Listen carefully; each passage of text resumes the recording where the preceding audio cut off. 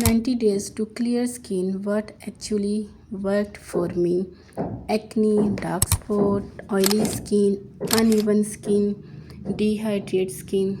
ये वो सारे इश्यूज़ हैं जिनको मैंने फ़ेस किया, एक बहुत लॉन्ग टाइम तक मैंने फ़ेस किया।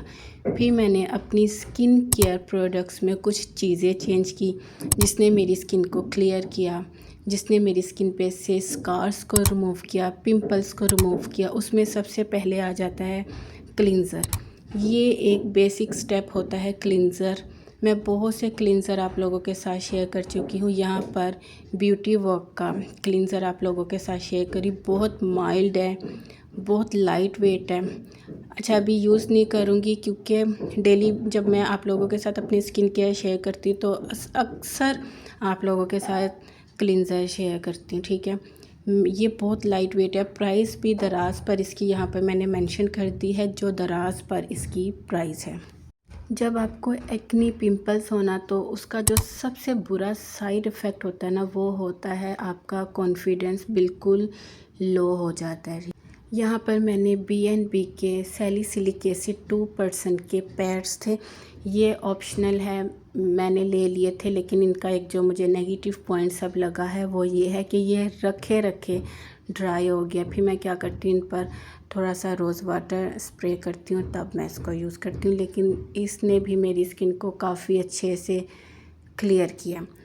बहुत सी मार्केट में सोशल मीडिया पर ऐसे स्किन केयर प्रोडक्ट्स हैं जो ये क्लेम करते हैं कि आपकी स्किन को क्लियर करते हैं, आपकी स्किन पे इंस्टेंट ग्लो लाते हैं। लेकिन मैंने बहुत से प्रोडक्ट ट्राई किए। जब मैं यूट्यूब पर भी नहीं थी तब मैंने जो भी ब्लॉगर या कहीं भी देख लेती थी उसको ट्राई करना शुरू कर देती थी। मुझे कभी अपनी स्किन का फ़ील ही नहीं होता था कि मेरी स्किन को किन प्रोडक्ट्स की नीड है और किन प्रोडक्ट्स की मेरी स्किन को बिल्कुल भी नीड नहीं है।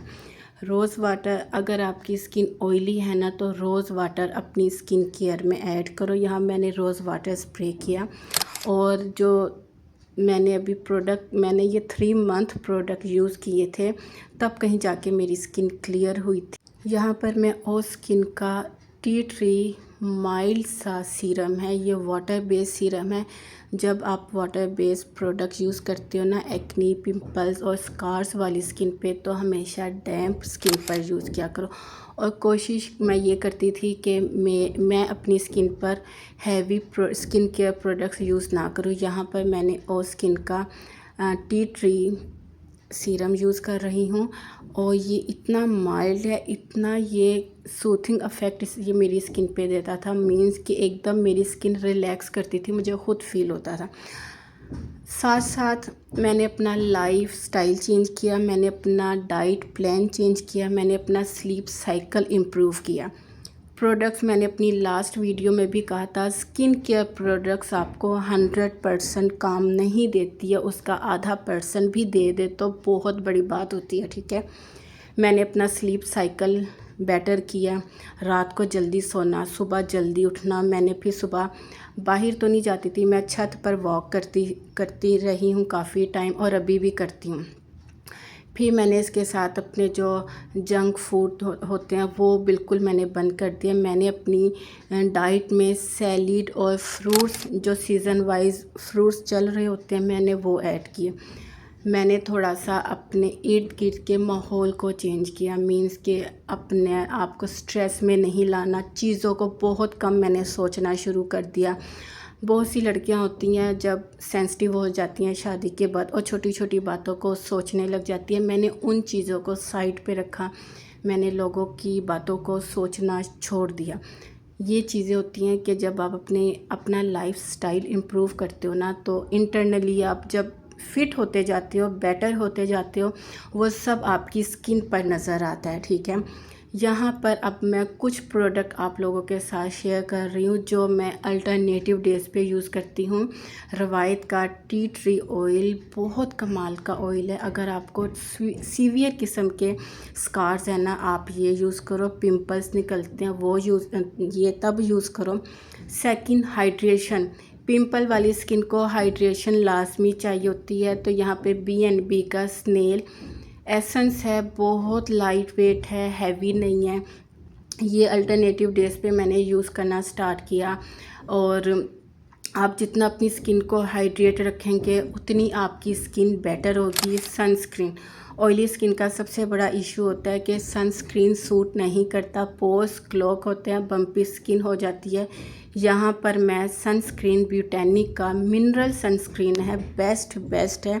बहुत बार शेयर कर चुकी हूँ, बहुत सी वीडियो में आपने देखा होगा।